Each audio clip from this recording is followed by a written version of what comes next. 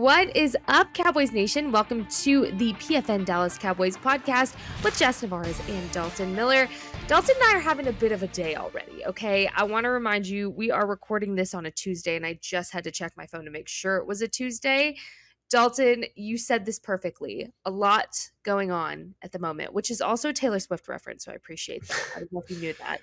Well, I just listened to about 2 hours of Taylor Swift in the car yesterday on the way home from the mountains. So I was working at the time, so it was kind of in one ear and out the other. But I heard enough of it that she is a somewhat of a lyrical genius. If I have to give her anything about her music, and I'm not a Swiftie, but I do think that she is a fantastic artist, and not just as an entertainer, but as an artist as well. I think she's fantastic. Just not really my genre of music for the most part, but I don't want to get too into the weeds on something that doesn't matter a whole lot when it comes to the Dallas Cowboys. I want to tell the people that they're going to get season predictions and a New York Giants preview in this podcast. So stick around, people, but we have to get through the news first. I was going to say, look, my little transition there was going to be like a lot going on at the moment because it is officially the start of the regular season, but you're the one that decided to talk about Taylor Swift, not me. And that was a first here on the PFN Dallas Cowboys podcast. But you're right. A lot going on as the Dallas Cowboys prepare for their Sunday night football matchup against the New York Giants. Week 1, things changed this week. And again, what I think is so interesting is how Mike McCarthy talked in the press conference yesterday of there's comparables, right? Usually for a regular season game, you have comparables from the weeks before. You have tape, you have all of those things lined up. But really, all they have to work off of now with this game specifically is reputation. And that's reputation based on their history with this matchup, not necessarily what the Giants did in preseason, because that goes for everybody across the board, right? So it's going to be a bit of an interesting week ahead. Of course, it wouldn't be the Dallas Cowboys if there wasn't just some kind of big news that decided to pop up at the start of the week. And we'll get to that. We'll get to your injury report as well. But first, give the people what they want. You're talking about wanting to give people what they want. They want your hot or not take of the week, my friend. So what is it this week? My hot or not for this week is, and I might get side-eyed a little bit for this, but that the Dallas Cowboys front office is finally trying to actually build a Super Bowl contender. With all of the moves that we have seen in this offseason, specifically with Mike McCarthy bringing in a whole slew of, an analytics department, I think that they are really entrusting him and the coaching staff to kind of figure these things out. And then also they have found a way to understand that you cannot build and sustain a Super Bowl roster without using the entire toolbox. And what I mean by that is this is a team, one of, if not the most homegrown talent in the NFL year after year after year. And that is a testament to Chris Hall and the college scouting department. They draft incredibly well. They are fantastic when it comes to their undrafted free agents. But that is only one way of building an NFL roster. And I think what we've seen, especially from teams like the Philadelphia Eagles recently, getting good talents on expiring contracts is huge. The Dallas Cowboys getting veterans for day 3 picks, getting Brandon Cooks and filling a drastic need on your offense, getting Stephon Gilmore and finally figuring out that CB2 position. I think that they have finally figured out that this is a business where you cannot just try to attack from one angle. You got to hit it from different flanks. And I am so glad that they have done this on top of the fantastic contract work that they have also done this offseason. Now, my question to you is, where do you contribute that to? Is that a Mike McCarthy thing? Is that us officially seeing the Mike McCarthy era? Is that a Jerry Jones change? Where does that come from, in your opinion? I think part of it is, listen, the buck stops with Jerry Jones. So if whatever he says ends up going. So I do think that he has softened a little bit. I think that more than anything, he trusts Mike McCarthy. And I think that that's something that even though Jason Garrett was kind of, his boy, kind of like a son to him overall, I don't know if he ever trusted him in the way that he is trusting Mike McCarthy. And honestly, I just think it comes down to Mike McCarthy has won a Super Bowl, and that's kind of the reason why he got a job in the first place, because he had that experience, because he knows maybe not how to build a team from scratch, but he knows what that organization did to win a Super Bowl in Green Bay. And I think that he is pushing those narratives, agendas whatever you want to call them, onto the ownership of the Dallas Cowboys. And obviously the ownership is also the general manager.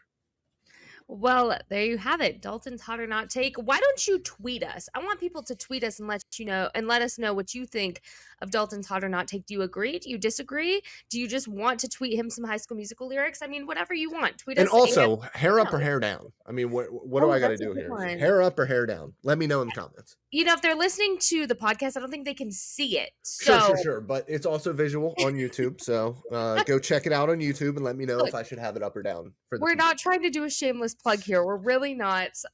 What I was going to say actually is I think a lot of it too is you see the culture that Mike McCarthy is building really across the board. You're talking within the ownership, within the front office, but the players too. It's a very healthy work environment. And when you talk about a healthy work environment within football, that sounds a little weird, right? But no, these guys have to go to work every day. Everyone loves to say it's just a business, but who likes to work in a toxic work environment? Nobody, including football players. They want a guy that cares about them. And then on the defensive side of things, you have a Dan Quinn. So you have and then special teams, you have John Fossil, who I think just does not get enough credit for all of the things he does and what a special coach he is. So you have 3 firing cylinders within your coaching department. And then you have Brian Schottenheimer, I keep forgetting that too, who are all bought into this same idea under Mike McCarthy. And it's healthy. The guys really feel comfortable and they trust what all of them are doing for everybody across the board. So even when you switch sides, you have the offensive guys that trust what Dan Quinn is doing for the defense and vice versa, right? So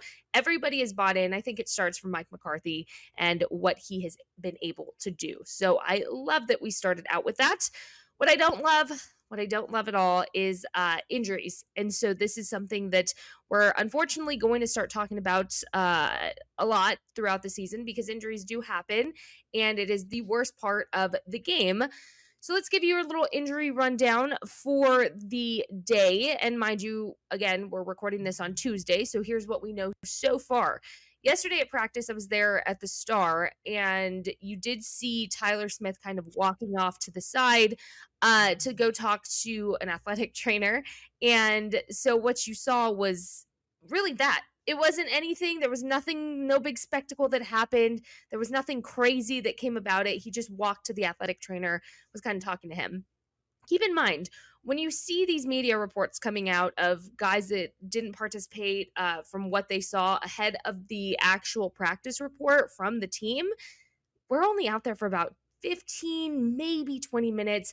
Some days we're out there for 5. It just kind of depends on the day. So to give you some context, that happened pretty early on in practice since we're usually out there when the guys are stretching and getting ready to go. We maybe see some 7-on-7 drills. That's about it.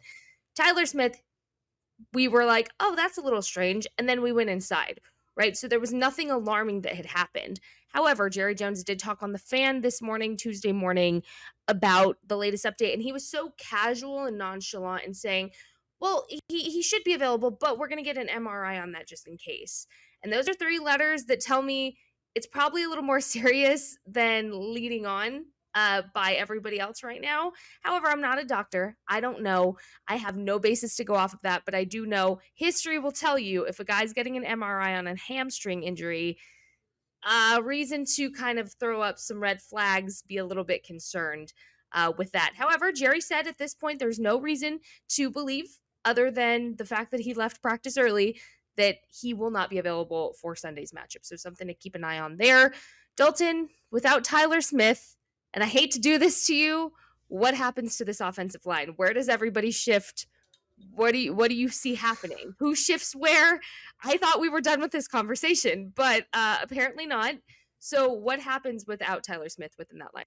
No, I mean, we'll never be done with this conversation because we're going to have this conversation again when the other Smith eventually has an injury as well. So, I mean, I think that you are either looking at Asim Richards or TJ Bass coming in at that left guard spot. And I think Bass has played more right guard than he has left guard during camp. Do you know if that's correct or not? I don't know off the top of my head.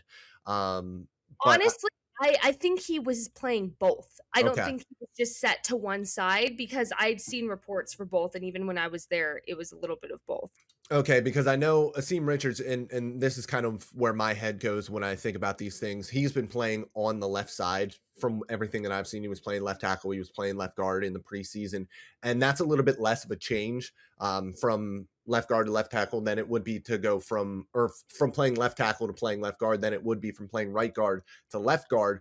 And I know that they're the same positions and tackle is a different position, but your footwork is completely flipped when you change sides like that. So I think that from what we saw from Asim Richards, I think that that would probably be my go-to at the guard position as long as he can hold up physically at that position. But he didn't show me anything at left tackle to say that he couldn't survive in there at left guard for the Dallas Cowboys. But you do hope that it doesn't come to that because Tyler Smith is such a physical presence at that position. And unfortunately, you'll probably need him at left tackle at some point this year. I also think too, when it comes to Cowboys offensive lineman injuries, you kind of just go to full panic mode because of what Oh, history will well, tell you, right? and But we can go into full panic mode as well because of who they're playing this weekend, which we'll get into later. yeah, we'll get into the matchup. See, like Dalton just has these little shameless plugs, and it's okay. It's okay. All good conversation there. But what I was going to say is that Tyler Smith doesn't have an injury history, right? So Yeah. you can either see that as something that's more concerning or a little less concerning because it's something a little bit new. But he doesn't have an injury of history or a history of injury. Oh my goodness. Hello. It feels like a Monday, even though it's not. But yeah, I we're gonna keep a close eye on this. I'm not too sure really what to think of it. I don't want to panic right away. I don't think really it was anticipated for anybody to notice that Tyler Smith was walking off. I think it was just kind of happenstance that everybody did. But yeah, we're going to keep a close eye on that because that's obviously a very important part of the game. And like Dalton said, we'll get into that in a minute. As for the next guy, let's talk about Donovan Wilson. Mike McCarthy said this week that Dono is getting close at practice on Monday. Again, he was working on the resistance cords with Sheldrick Redwine. Oh my gosh. English is really hard for me today, guys. I'm English really can be really struggling. hard, but Sheldrick Redwine. Okay, so It's that's hard. it's a Okay. tough name. So first It of all, is. it's a fantastic name. Sheldrick Redwine is a Love fantastic it. name, but saying Sheldrick Redwine, Sheldrick that's a Redwine. lot. That's tough. It's it That is is tough. tough. So there I you did. go. I don't think I've ever said his name out loud before like that, and Yeah, I thought it's a it lot. was just gonna roll off my tongue, but that was difficult. I'm not gonna lie to you. I'm glad I could help you through this difficult Whew. time. But yeah, Sheldrick Redwine, There we go. they were both working on the sideline with the resistance cords. So we don't know really Dono's availability come Sunday just yet. Again, something we're going to keep a very close eye on for obvious reasons. Jordan Lewis, welcome back to practice, Jordan Lewis. It was very exciting to see J. Lou back out on the field. Again, the way Mike McCarthy goes about handling injuries is through a ramp up phase. So he's not just going to throw a guy out there and be like, you're all ready, 100%. You just recovered. Give it your all. He's not going to do that. He's very smart with his injuries and how he handles player injuries. And so, even just mentally, I think it's something that he prepares guys for. And he allows them to mentally recover from this injury as well. So it's not just something physical, it's something mental as far as a hurdle that they have to overcome. So J. Lou, excited to see him back on the ramp up, and we shall see how much or if he's available. I don't see it being an issue. Again, you just never really know, especially coming back from a massive injury like J. Lou did. So Nashawn Wright on the pup list, so that means he will not be available until week 4 of the season. I will say at practice yesterday, I did see him working on the sideline, Yep. and it was one of those things where I was like, "Wait, that's Nashawn? Like he looks that good? He was doing a good amount of work, and he looked really good." So again, not a conversation until week 4, but just thought I'd throw it out there that he was getting that work in as well. Last but not least, Sam Williams. We don't really know what's going on with that. We know there's some turf toe involved there. And if you don't ever have to Google pictures of turf toe, please don't, because I'm just going to save you from that. It's not pretty. And Yeah, Sam at practice yesterday, we didn't see him on the field, but then towards the end of the time when we were out there, he walked out and he was in street clothes. So he wasn't dressed for practice. He didn't participate, at least for the time that we were out there. Can't really say for the full practice because we're not out there for the full practice, but he was dressed in street clothes when we saw him. So I'm not too sure what that means for his availability either. I would imagine later on, probably Thursday of this week, we'll get a little bit more of those updates. So injury updates, there you have it. Let's go to season predictions before we get into our Giants breakdown. And I cannot believe we're already doing this. It's the regular season. I'm pumped. I don't know about you, Dalton. I'm ready. I'm so ready for this game, and I'm ready for the season. The amount of talent on this Cowboys roster is undeniable. So let's get into it. Let's talk about season predictions, expectations, all of the things.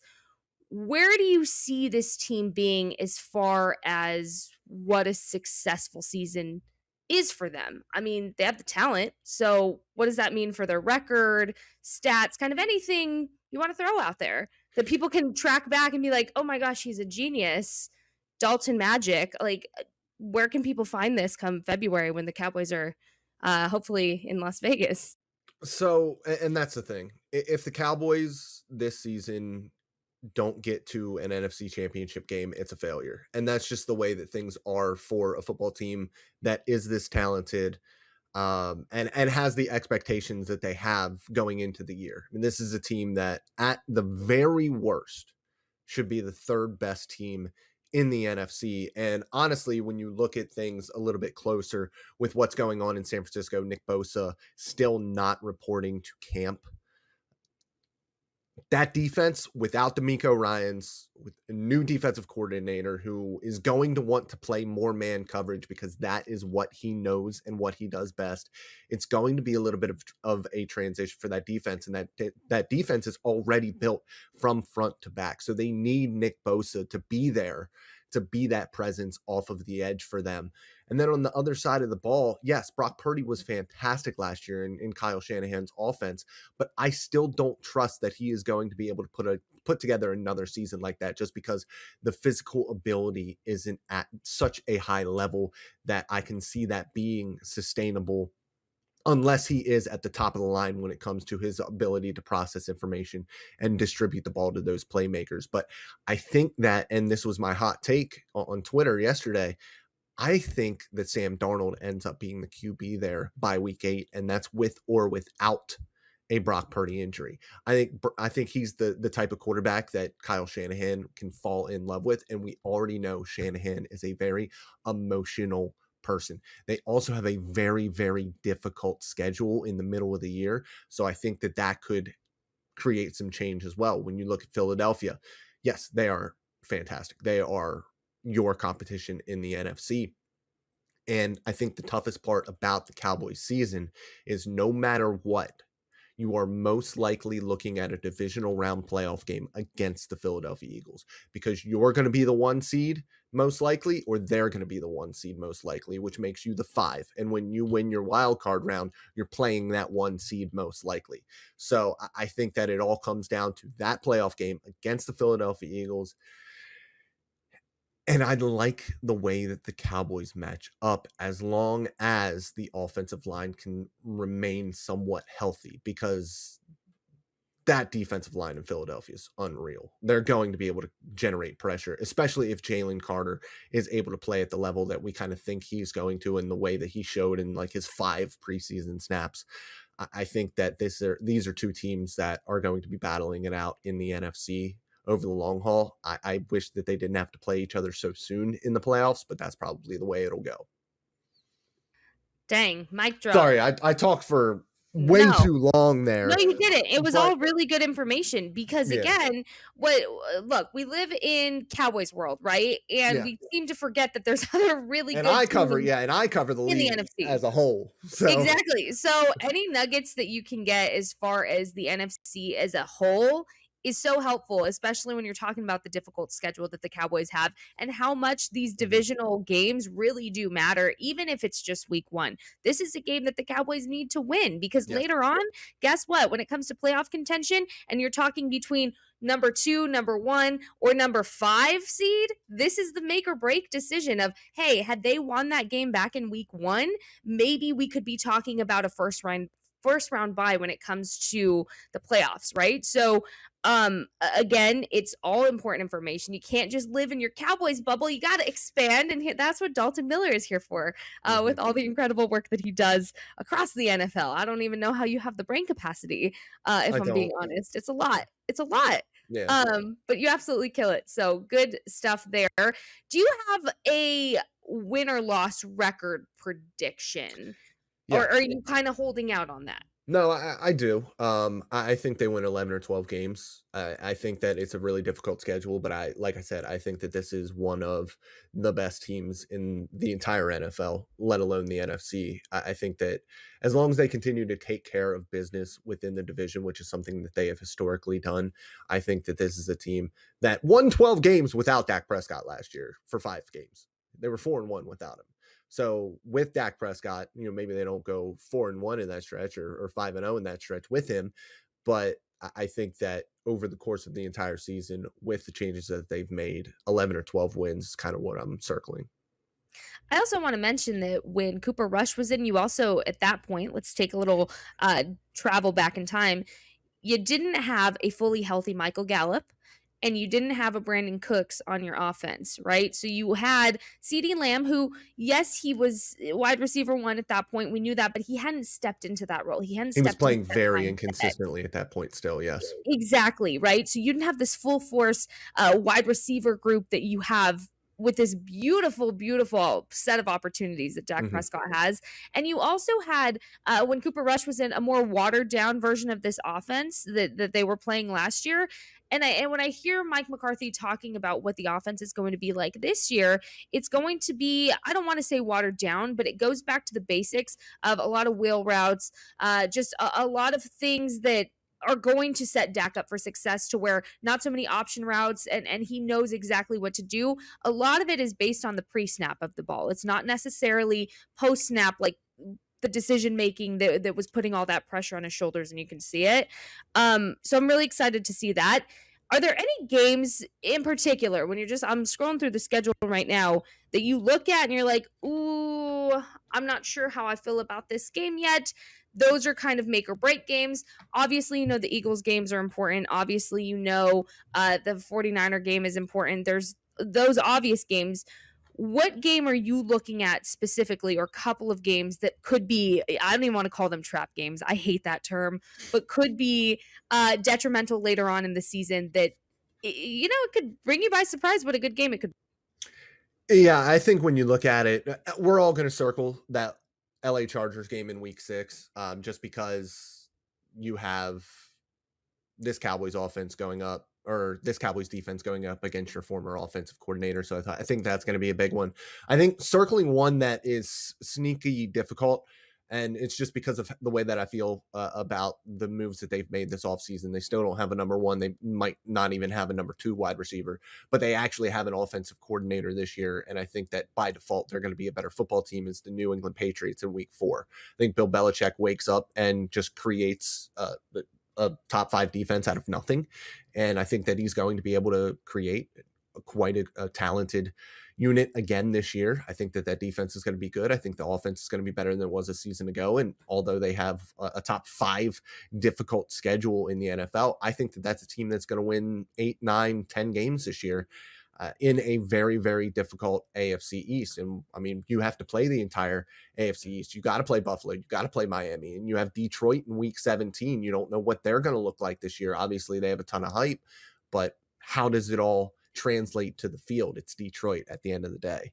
So it'll be fun to see how everything shakes out. But I think the one that I'm scheduling that is really tough, especially with San Francisco that next week, that trap game, is against New England. I'm sorry, I had to. I hate that term. They play. I hate it. I know, but they play San Francisco the next week, and we know how this team is with San Francisco. Like that is their Achilles heel. So I think if they can go out and show that defense is a little bit different this year, they don't have quite the advantage that they have over our offense that they had in the past with Kellen Moore's offense, and they have a good day against them in week 5. I'd also like to point out it is a little bit of a homecoming for Ezekiel Elliott, who, guess who was the top scorer in the red zone last season? Ezekiel Elliott. Guess who was last in scoring in the red zone? The Patriots. So, needless to say, that red zone productivity is going to amp up, if not a little bit, for the Patriots having Zeke for them if he can stay healthy, which to me, that was never a worry. To me, after all of the work I've seen Zeke put in on social media, all of the videos, I was bought into wherever he was going to go, he's going to be productive, right? And I kind of figured at that point it wouldn't be Dallas, but he looked great. Keep in mind, Zeke didn't visit any other teams. That was his one and done shop with the Patriots. I'm really excited to see a revamped Zeke. He's back in his 15 jersey. He got the haircut. He's looking a little bit like Ohio State Zeke now. So let's see what happens. But also, when you have Ezekiel Elliott playing the Dallas Cowboys, first of all, that sounds weird to say. Going to take a second to get used to that. But second of all, that's a revenge game. And so not only did the Cowboys have their Kellen Moore revenge game against the Chargers, they have their Ezekiel Elliott revenge game against the Patriots. You have their revenge game against the 49ers. And then just everything in between that. Oh my goodness. It's a season full of ups and downs, for sure. Definitely a soap opera. So for me, I think 12 wins, you keep the expectation where it's been the last 2 seasons. It is hard to do, but look, you just already named everything that was going against them when they could get 12 wins. I'm going to keep the bar set there. I'm not lowering it. I'm not, raising the bar. I think 12 wins, it gets you to the playoffs regardless, and I think that's a good baseline to keep it at. So, Yep. let's switch things up. Let's talk week 1. Dallas Cowboys, New York Giants, Sunday night football. I can hear the theme song just ringing already in my ears. Dalton, what are some of your key matchups that you're looking forward to as Sunday rolls around sooner rather than later? Yeah, I think the biggest one is Dallas Cowboys offensive tackles against Wink Martindale and those New York Giants pass rushers. And it's a little bit different when you play a Wink Martindale defense because it's not just going to be they line up with 4 guys and they bring 4 guys. It's going to be they're lining up with 6, 7, 8 guys on the line of scrimmage. They're going to bring, 3 guys on one side and 1 guy on the other side. Sometimes they're pass rushers like Kayvon Thibodeau. And Azeez Ojulari are going to drop back into coverage as well, something that I don't love to see them do because they are such talented pass rushers. But I think those are the two, the biggest matchup of the game is going to be those pass rushers against the Dallas Cowboys offensive line. But then that's kind of like the power of this, because I think Terrence Steele and Tyron Smith are fantastic players. Those 2 guys on the outside are fantastic players.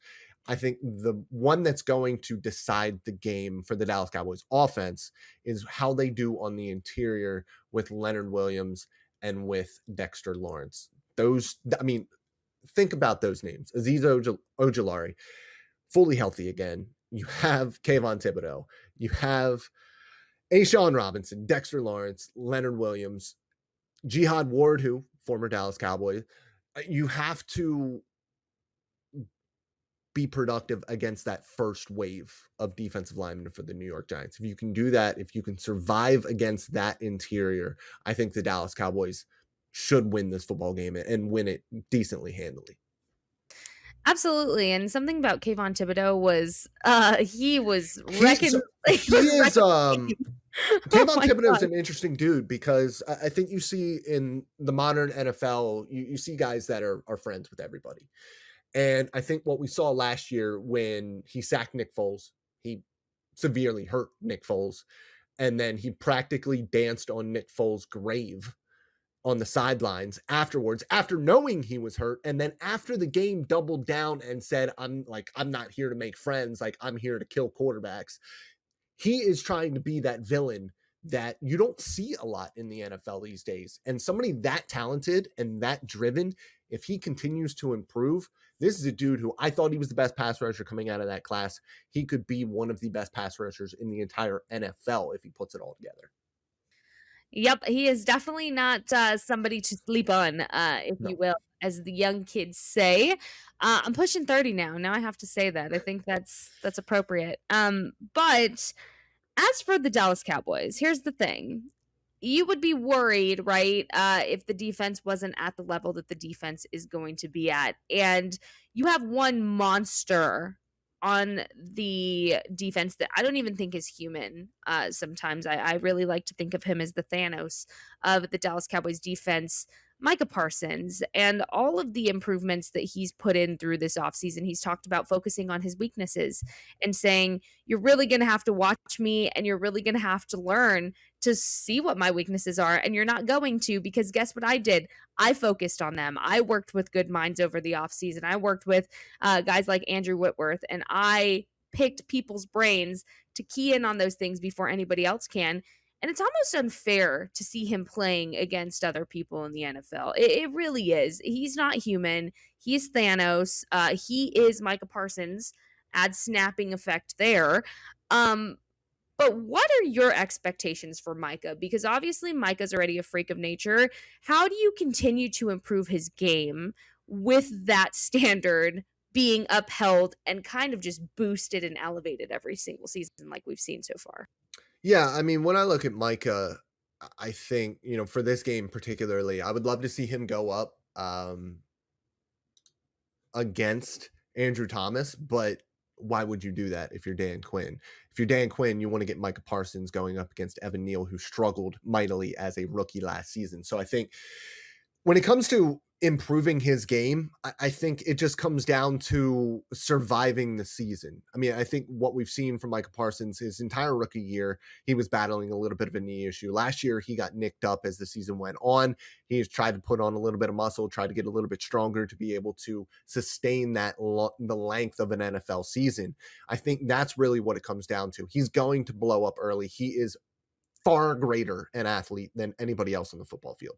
You're right. It's really unfair. And the way that I kind of have talked about him as an athlete and the way that he tracks people down, it's not like he does the lion thing. And I understand the lion thing. He went to Penn State, the Nittany Lions. He is a lion. But no, he just practically teleports to people. It doesn't make sense how a 250-pound individual can just erase angles and erase space when Because he is he's pursuing a ball Thanos. character. I'm Yeah, telling you, he snaps and he's like Thanos. he's there. And well, I liken it to, if anybody is an anime nerd out there, and I know it's like a basic anime, but Dragon Ball Z Goku has instant transmission, and that's what I write about when I write about Micah Parsons. Is he just instantly transmits to the ball carrier? And I think when you are able to close space like that, if a quarterback tries to get outside of the pocket, it's not a good day for them if Micah Parsons is on the football field. And that's really what it comes down to. It's being able to sustain that play throughout all of the snaps that he is going to have to play. Because even though this Cowboys defense has a ton of depth, he is the main guy on that defense. And I wrote about this when I wrote about the best edge players in the NFL and the best NFL players, period, which he was number 2 on. Nobody on defense is more valuable in the entire NFL than Micah Parsons. Not Myles Garrett, not Nick Bosa, not TJ Watt. There is not a greater EPA difference on dropbacks than there is when Micah Parsons is on the field for the Dallas Cowboys and when he is off the field for the Dallas Cowboys. So for me, it's being able to play a ton of snaps at a high level throughout the course of a 17-game season. And I don't see that being an issue for Micah Parsons. I think because he saw that as an issue last season, the agility, the strength, and conditioning part of things, he really keyed in on in the offseason. He's talked about that. He wants to take this team to an island. He wants a Super Bowl. He's been very vocal about it nonstop all offseason. He talked about how the loss to the 49ers really just does not sit with him well, even to this day. And he said that drives me every single day to be better, even on days I don't want to do something, on days I don't want to get up early. Guess what I'm thinking about? It's that loss and how I don't want to do that again. And so for me, when you have a guy like that on your team, not only who is an asset on the field, and that just downplays it because he is so much more than that. He is your core stone pillar. He is your infinity stone gauntlet on your defense, right? but he sets up guys around him to be successful. He talked about in training camp how if guys aren't taking notes in their classroom portion of things, he's like, why aren't you taking notes? Why aren't you learning something? What are you doing on the field? He's like, hey, try to get me. He's constantly pushing the guys around him to be better. So when guys constantly have to compete at the level of Micah Parsons, look, I don't know. I just think that brings out a whole new level of competition, a whole new level of beast for this Dallas Cowboys defense as a whole, which will be really exciting to see.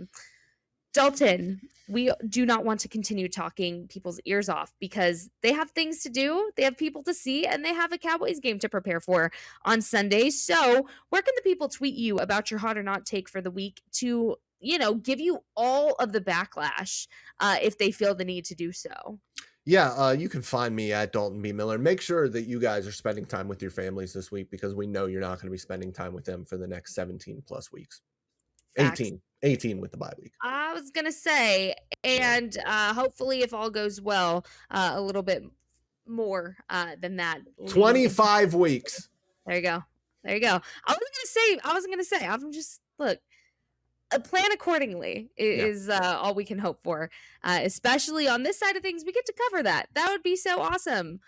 Look, I've always wanted to brag to my parents. The last time the Dallas Cowboys won a Super Bowl, I was born in the year 1995. How amazing would it be to be like, look, the first year I covered the Dallas Cowboys, they win a Super Bowl. Like, that's just not a coincidence. So I would love that. I think I'd be the favorite kid at that point. So the Cowboys can help me be the favorite child. Why not? You can follow me at Jess Nevarez _ on Twitter or X, whatever we're calling it these days. And we would love to hear from you. Other than that, listen to Dalton's advice. Spend time with your fam. Enjoy your last season or your last week of semi-peace before the start of the regular season on Sunday. Again, Dallas Cowboys, New York Giants, Sunday Night Football. Be there, be square. We cannot wait to catch you up on all things of post-game recap next week. Until then, have a fantastic day. Go be amazing, and we will talk to you real soon.